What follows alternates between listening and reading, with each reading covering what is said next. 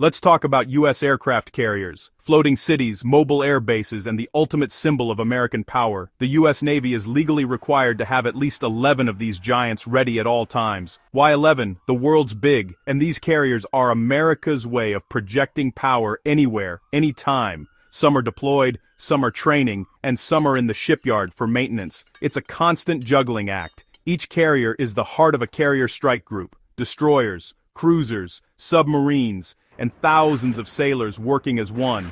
These groups can defend against threats from the air, sea, or below the waves. When a crisis erupts, the first question is often, where are the carriers? Their presence alone can calm tensions or make adversaries think twice. But keeping 11 carriers operational is a monumental, expensive task. It's not just about sailors and pilots, it's about welders, engineers, and a single shipyard. The importance of these floating fortresses can't be overstated. They're a cornerstone of U.S. military strategy and a visible reminder of America's reach. Maintaining this fleet is a massive, ongoing challenge. It shapes foreign policy, industry, and thousands of jobs at home. And it all comes down to that magic number, 11. Aircraft carriers are massive, but their exact locations are top secret. The Navy keeps their movements unpredictable, making them hard to track and even harder to target. Carriers are strategically positioned worldwide: Pacific, Middle East, Mediterranean, bodyline. Bordeaux Burby, Dental Brie de Dard, Gurjober Route. Logistic Gurjajang Sendadis secrecy bison numbers is a powerful defense to broaden, forcing adversaries to waste resources just trying to find them. In today's world of satellites and social media, hiding a carrier is harder than ever. The Navy can't make them invisible, but it can keep intentions and future movements a mystery. Carriers might change course overnight, vanishing and reappearing where least expected. Their presence is both a diplomatic signal and a military threat. The balance: show the flag, but hide the sword. For the sailors it means months of isolation, living in a secret moving city. It's a strange reality, one of the most significant places on Earth, yet always in the shadows. If you want to build a U.S. aircraft carrier, there's only one place: Newport News, Virginia. Every nuclear-powered carrier in the fleet comes from this single shipyard. Huntington Ingalls Industries owns it, the only company with the facilities, workforce, and expertise for the job. Building a carrier isn't like building a car, it's a generational craft. The dry docks are massive, the cranes colossal, and the workforce uniquely skilled. As ships grew more complex, only Newport News kept up, becoming the Navy's sole builder. This monopoly is born of necessity, not choice. The relationship between the Navy and the shipyard is unique. One customer, one supplier.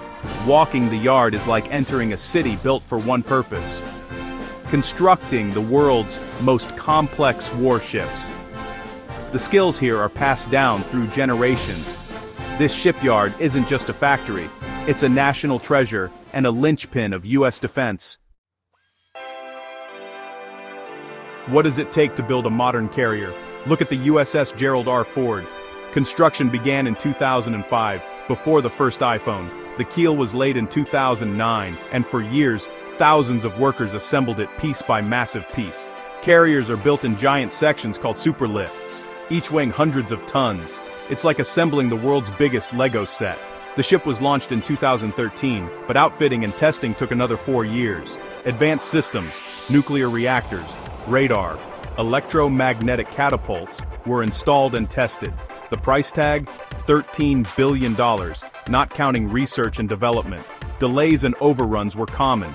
Building these ships is a generational effort. The USS Ford was delivered in 2017, 12 years after the first steel was cut. The people who start the project often aren't the ones who finish it. You can't just build more carriers on a whim. It's a slow, expensive process, planned decades ahead. It's the ultimate dirty job: patience, precision, and a mountain of taxpayer money. Building a carrier is a commitment that spans generations.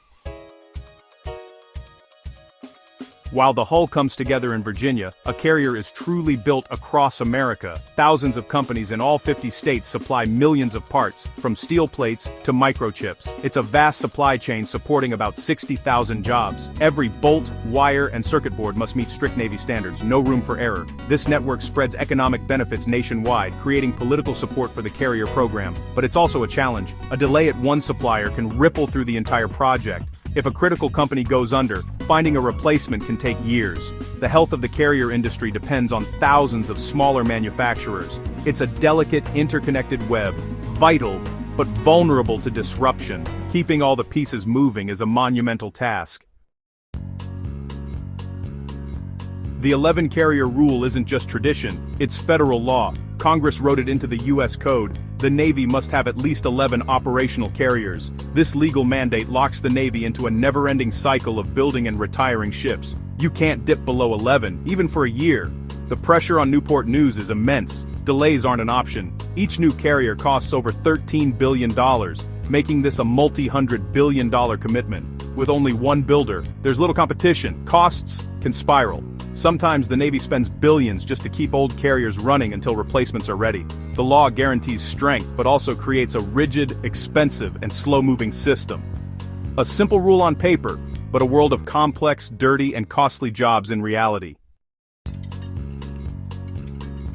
When a carrier reaches the end of its 50-year life, dismantling it is almost as complex as building it. The process starts with removing the nuclear fuel, a hazardous job done only at Puget Sound Naval Shipyard. The spent fuel is shipped to secure storage, and the reactor compartments are sealed and disposed of as radioactive waste. The rest of the ship is stripped of hazardous materials like asbestos and lead paint. Only then can the steel be cut up and recycled. The entire process can take up to a decade and cost over $1 billion.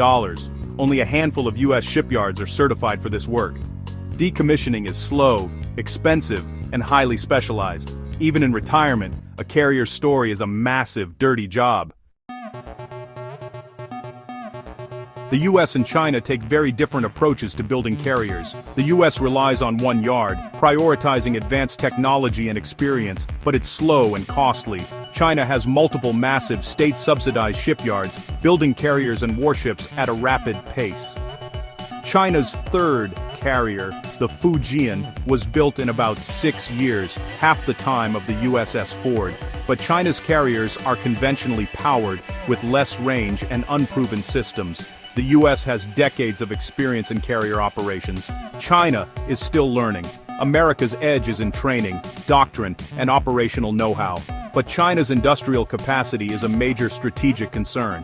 In a long conflict, the ability to build and replace ships quickly is critical. China is churning out more ships, while the US focuses on fewer, more advanced platforms. It's a race: US quality and experience versus China's speed and numbers. This industrial competition is reshaping the balance of power at sea. The outcome will define the future of naval warfare. Why does the US rely on a single shipyard? It's a system shaped by history, technology, and law. Only one company has the expertise to build nuclear carriers, a natural monopoly. The result: unmatched quality but at a high cost and with little flexibility. No competition means costs can spiral, and the Navy has no alternatives. The 11-carrier law locks the US into a rigid, expensive cycle. If disaster struck Newport News, carrier production would halt for years. This single point of failure is a major vulnerability. As China expands its fleet, the US faces tough choices: invest in a second yard, build smaller ships, or change strategy. America's carriers are a story of achievement and risk, a unique approach with uncertain prospects for the future. It's a dirty job, but someone's got to do it.